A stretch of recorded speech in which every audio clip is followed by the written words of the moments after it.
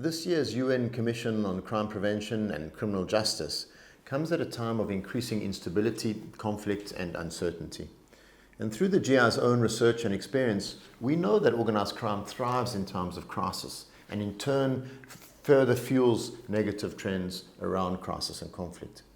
And throughout the COVID pandemic, we have seen how organized criminal groups took advantage of new opportunities to infiltrate the illicit economy, to explore new markets, and ultimately to exploit the vulnerable.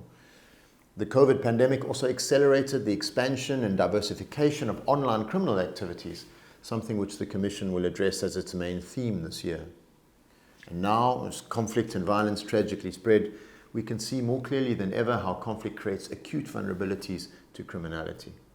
And we are once again exposed to the links between corrupt and criminal actors as they collude to move and hide ill-gotten gains throughout the international financial system, using all the loopholes and vulnerabilities that are still available. In 2021, the GI published the first ever Global Organized Crime Index. That's an analysis of criminal markets in all UN member states, which produced some sobering and striking conclusions. Most notable is that 80% of the world's population continue to live in countries with high levels of criminality and low levels of resilience to organized crime. On paper, we may have a myriad of tools to address this through the multilateral system, but they are disjointed, they lack transparency, and overall, they are not achieving their goals. Many years since we've adopted both the Convention Against Organized Crime and that against corruption, organized corruption still prevails. And the Commission has a role in enhancing and better coordinating our responses, but we must change our overarching approach as we do this.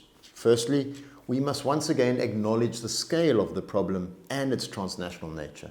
Second, we need to end impunity, including for state actors. Third, we must strengthen civil society and build its resilience. And finally, ultimately, we must build peace as a bulwark against organized crime. I thank you.